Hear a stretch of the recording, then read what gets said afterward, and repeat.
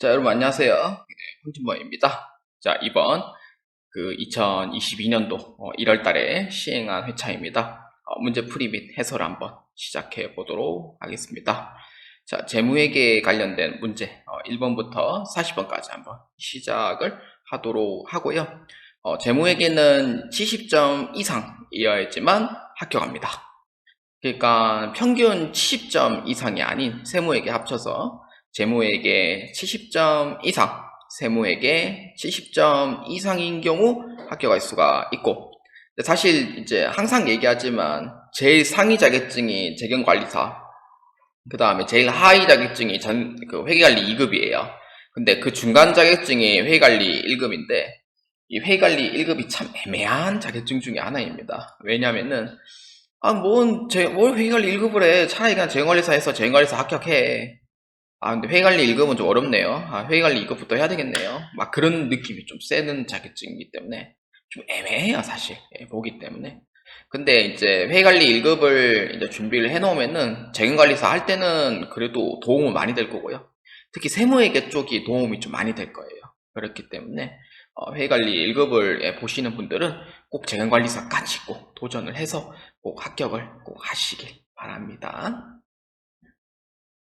자, 그러면은 문제 1번부터 10번까지 한번 보도록 하겠습니다. 자, 회계관리 1급 문제 1번입니다. 다음 재무 정보의 질적 특성 중 신뢰성 구성 요소로 가장 옳은 것은 입니다. 자, 여기서 보면은 신뢰성이 이제 하부 속성인데, 신뢰성의 하부 속성은 이제 표현의 충실성도 있지만 그 다음 어떤 거냐면은 검증 가능성도 있고 표현의 충실성도 있고 이렇게 보시면 되고, 그 다음에 예측 가치는 이제 목적 적합성의 하부 속성이라고 보시면 돼요. 목적 적합성의 하부 속성은 총 5가지가 있어요. 어떤 거냐면은 예측 가치, 그 다음에 피드백 가치, 그 다음에 적식성. 그 다음에 신뢰성의 하부 속성은 표현의 충실성, 그 다음에 검증 가능성, 그 다음에 중립성. 이 대표적인 이제 3가지가 되고요. 그래서 이제 신뢰성은 이렇게 이제 보시면 되기 때문에 정답은 몇 번이에요? 니은 디귿이 답이 되죠. 그래서 정답은 2번으로 체크해 주시면 되겠습니다. 자, 회계관리 1급 문제 2번입니다. 다음 중 중요성에 관한 설명으로 가장 올바르지 않은 것은 입니다. 이 중요성은요, 이 책에서 얘기하지만 이 이제 금액과 이 내용이 이제 중요하다고 하면은 이것은 중요하다. 그러니까 이거를 이제 중요성이라고 이제 얘기를 하기도 하고요. 대부분 중요성의 예로는 소모품하고 소모품비 회계 처리 방법에서 많이 설명을 해요. 그렇기 때문에 이게 이제 중요한 내용이다면은 이건 중요하다. 이렇게 이제 보시면 됩니다. 자, 그래서 올바르지 않은 것, 자, 한번 봅시다. 금액이 높은 정보만 정보 이용자의 의사결정에 유의적인 영향을 미치므로 중요한 정보다. 금액이 높은 정보만. 그럼 낮은 정보는 안 중요해요? 그렇진 않죠. 왜냐면은 높은 금액만 이렇게 해서 중요하다고 판단하면 안 돼요. 비록 금액은 낮긴 하지만 그 계정 과목 안에 중요한 내용들이 있기 때문에, 그래서 이제 내용이 이제 중요하다라고 하면은 중요하다라고 보는 거죠. 그래서 이 금액이 제가 높다 낮다는 얘기는 안 했어요. 그래서 오해하지 마시고요. 그렇기 때문에 1번에 대한 부분은 중요성에 대한 설명이 아니에요. 자, 그 다음에 2번. 자, 한번 봅시다.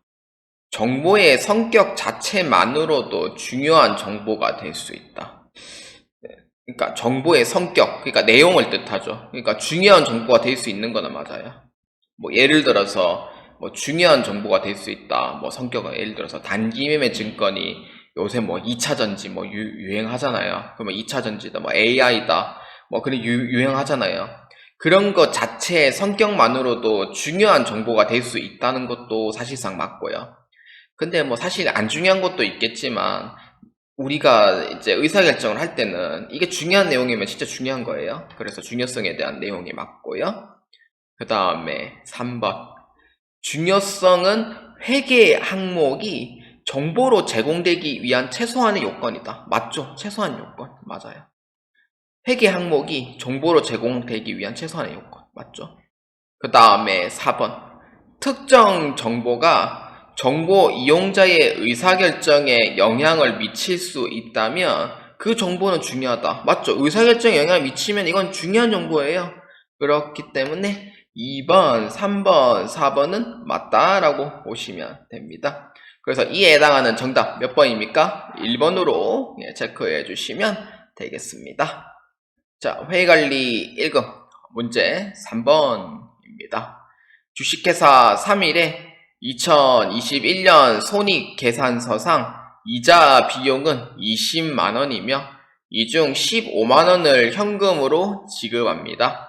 2021년 말 미지급 이자가 8만원이면은 재무상태표에 기재되어 있는 미지급 이자는 얼마인가? 입니다. 요거는 다르게 얘기하자면은 미지급 비용으로 이제 설명을 할 수 있고요. 이 계정 과목은 끝에 비용이 들어간다고 해서 비용 계정 과목이 아니고 이 계정 과목은 부채성 계정 과목이 됩니다. 그렇기 때문에 이 문제는 T자로 한번 그려보시는 게 더 빨라요. 부채성 계정 과목. 부채는 기초금액이 항상 대변에 들어갑니다. 그래서 기말금액은 차변에 들어가요. 자, 그러면은 지금 기초금액은 지금 현재 없고요. 여기서 이제 15만원은 현금으로 지급했잖아요. 그럼 5만원은 지급을 한 게 아니잖아요. 그러면 15만원은 지급을 한 거예요. 그럼 이건 현금으로 지급한 거죠. 근데 미지급 비용에서 지급한다는 얘기는 없고 그냥 이제 지급한 금액이 15만원이니까 그러면은 미지급한 금액이 있을 거예요. 이게 얼마예요? 5만원. 그러면은 기말 금액이 얼마예요? 8만원. 그러면은 2021년 초에 재무상태표에 기재되어 있는 미지급 이자는 얼마예요? 3만원이 된다는 거예요.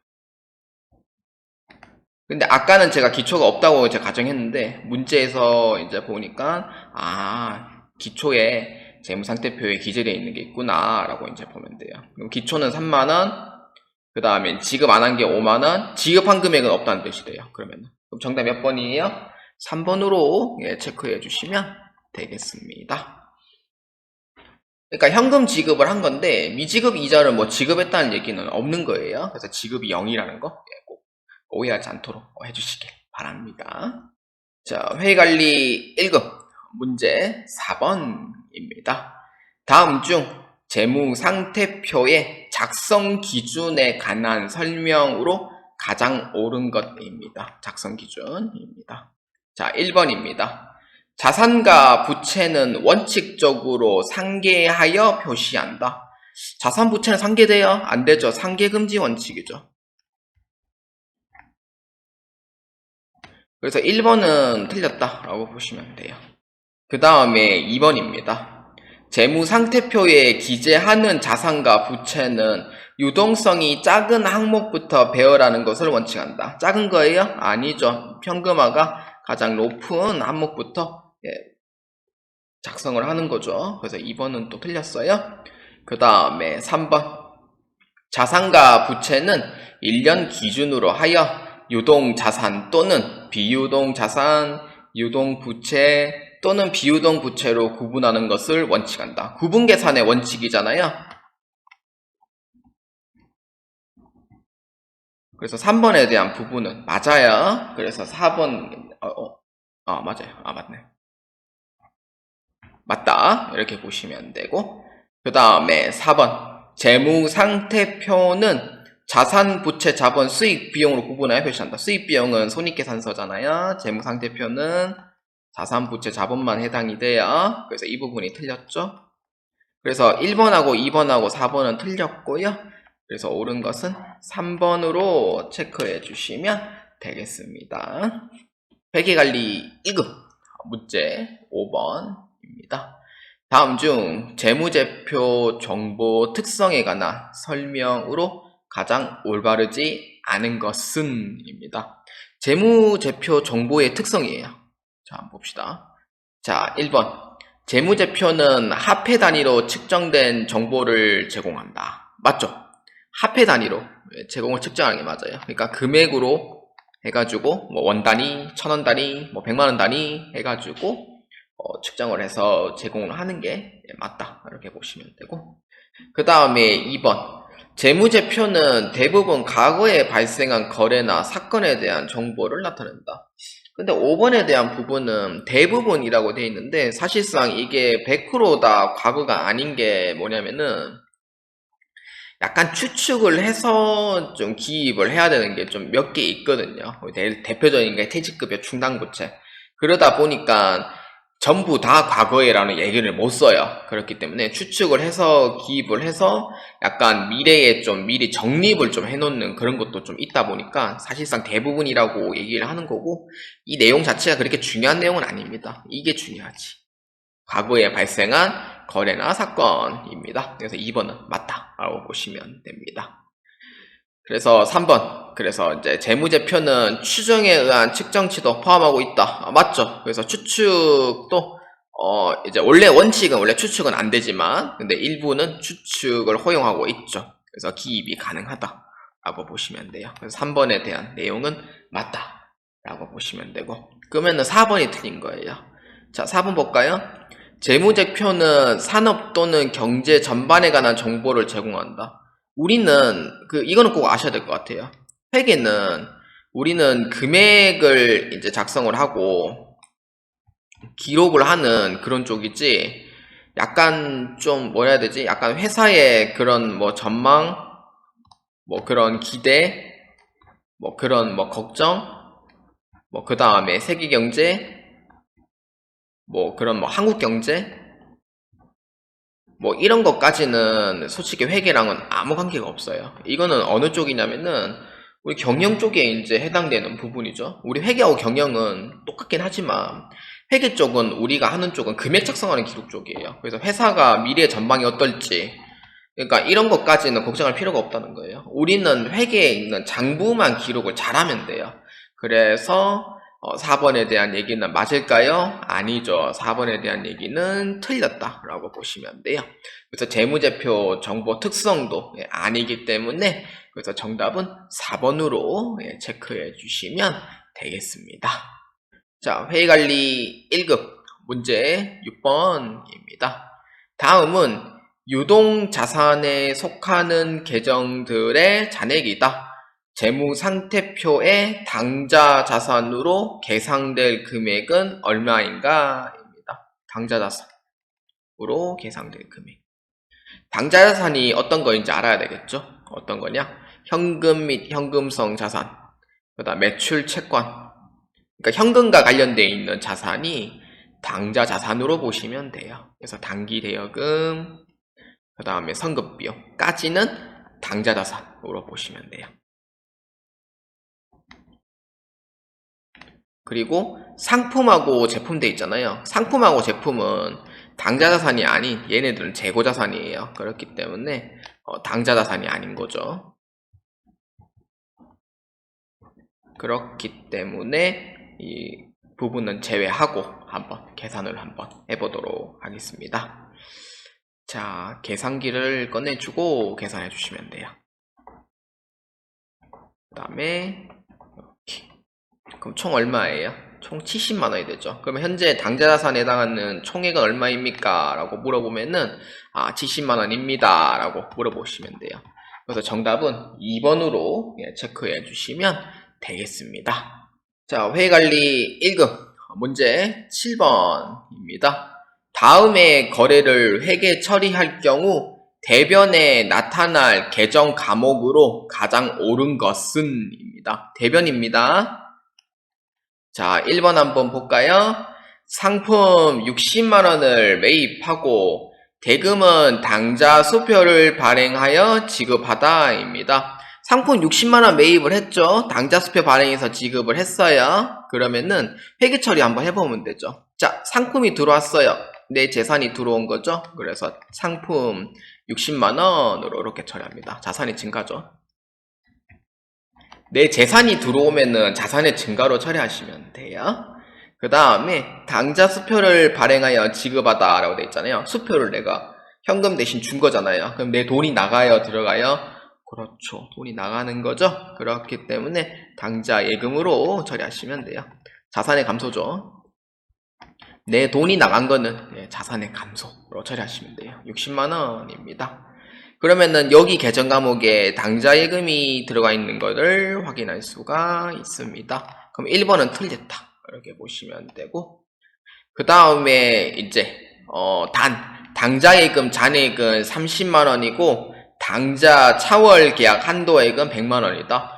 선생님, 위에 것만 봤을 때는 당좌 예금인데 이 밑에 당좌 차월은 뭐예요? 라고 물어볼 수 있잖아요.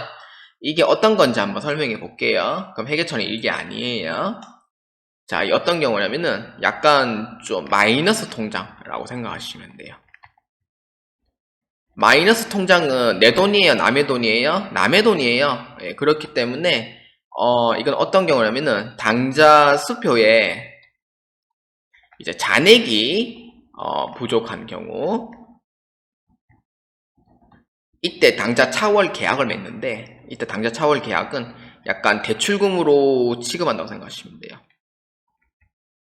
그러니까 돈이 없을 때 은행에서 빌려주는 거죠. 그래서 빌려주고 나중에 도로 갚으면 돼요. 그렇기 때문에 마이너스 통장은 이렇다라고 보시면 되고요. 그래서 이때 당좌 예금 잔액은 얼마 있냐면은 30만원 밖에 없는 거예요. 그러면은 대변의 계정 과목을 바꿔야 되겠죠. 선생님, 당좌 예금 잔액이 30만원 밖에 없어요 라고 하면은 일단은 당좌 예금 잔액 30만원을 다 떼어 넣습니다. 그럼 잔액이 얼마가 돼요? 0이 되죠, 당좌 예금 잔액은. 근데 당좌 예금에서 돈을 줄 게 없어요, 더 이상. 그렇기 때문에 원래는 부도인데 자선의 대책이 있죠. 뭐냐면은 은행가에 대출금으로 계약을 한 게 있어요. 100만원까지 돈 빌려줄 테니까 마음대로 써라 라는 뜻이에요. 그럼 나머지 100만원 중에 30만원만큼은 은행에 돈을 빌려야 되겠죠. 그렇기 때문에 계정 과목은 당좌 차월이라는 계정 과목보다는 어차피 12월 말일에는 이걸 은행 대출금으로 취급하기 때문에 단기 차입금으로 처리하게 됩니다. 그래서 대변에 있는 계정 과목은 단기 차입금으로 또 30만원 또 해줘야 돼요. 그렇기 때문에 이에 해당하는 정답은 2번으로 체크해 주시면 되겠습니다. 자, 회계관리 1급 문제 8번입니다. 다음 중 유가증권의 회계 처리에 관한 설명으로 가장 올바르지 않은 것은 입니다. 자, 유가증권의 회계 처리입니다. 자, 보도록 할게요. 자, 1번.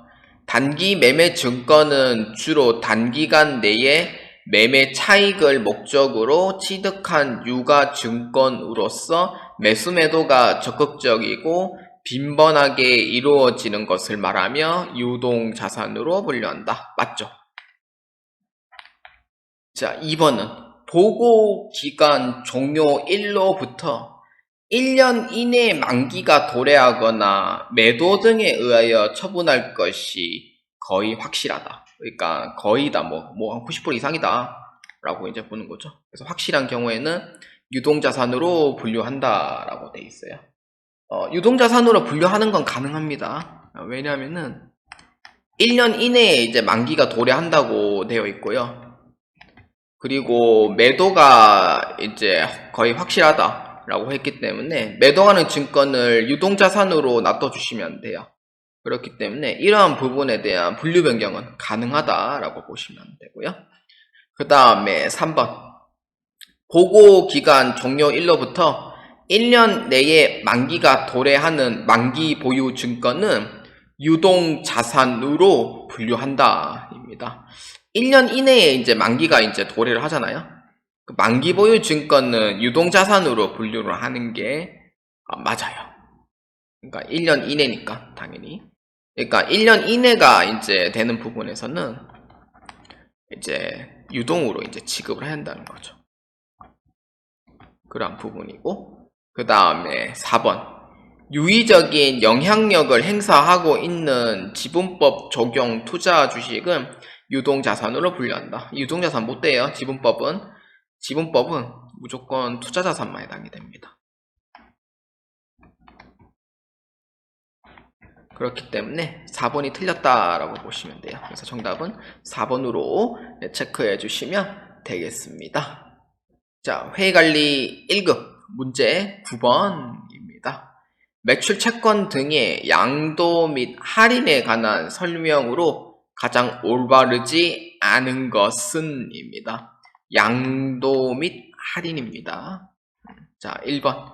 매출 채권 등을 양도하는 경우 당의 채권에 관한 권리와 의무가 양도인과 분리되어 실질적으로 이전되는 경우 매출 채권 금액에서 직접 차감을 해야 한다. 맞아요. 이거는 양도인 경우에는 내가 넘겨주는 거예요. 매출 채권을 이제 넘겨주는 거죠. 그렇기 때문에 돈을 받음으로써 권리 자체는 상실이 되기 때문에 그래서 대변으로 회계 처리를 해주는 게 맞습니다. 왜냐하면은 돈을 받음으로써 권리가 끝나버린 거는 내 재산에서 내려간 걸로 보시면 돼요. 그래서 1번에 대한 부분은 맞다라고 보시면 되고, 그 다음에 2번입니다. 매출 채권에 양도한 후에 양도인이 부담해야 할 환매 위험은 양도 여부의 판단에 미치진 않는다입니다. 환매 위험이다. 약간 이거 파생상품 쪽으로 봐야 될 것 같은데요. 영향을 미치지 않는다. 아, 그렇죠. 이건 맞는 얘기예요. 환매 위험하고는 관계없어요. 그 다음에 세 번째.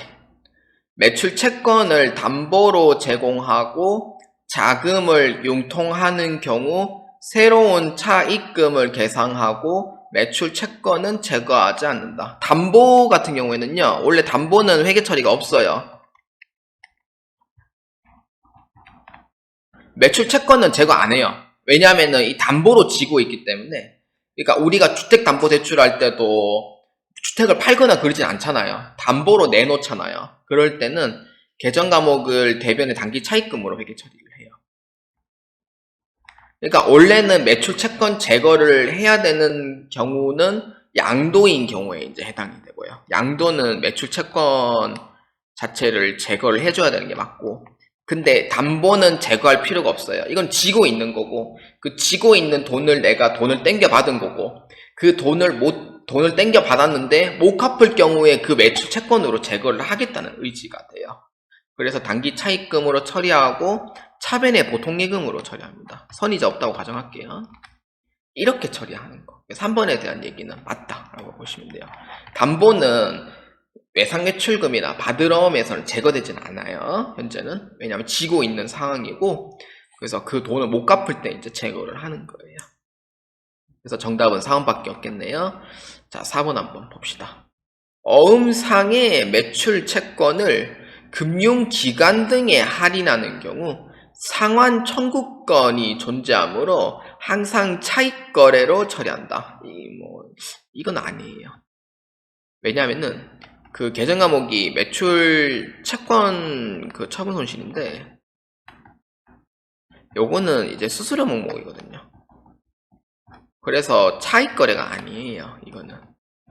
그래서 4번에 대한 얘기는 틀린 거예요. 그래서 정답은 4번으로 체크해 주시면 되겠습니다.